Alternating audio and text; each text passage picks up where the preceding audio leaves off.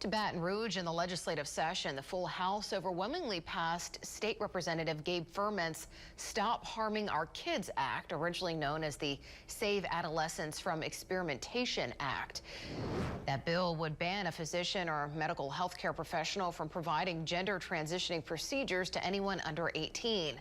Those procedures include cross-sex hormones, puberty blockers, and surgery.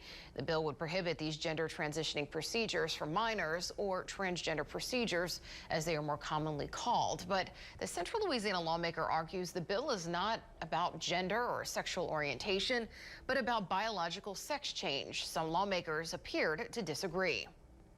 Yeah, gender is nowhere in this bill. This bill deals strictly with biological sex. Do you support the idea of people being transgender, either adults or children? Yeah, this bill is not about sexual orientation or transgender.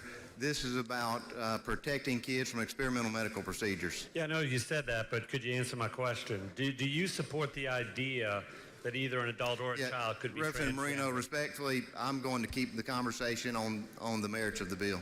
I'll take that as a no. Opponents of the bill argue that gender-affirming care helps minors by reducing rates of suicide and depression. Firment argues that's not the case, claiming studies support negative effects of gender-affirming care.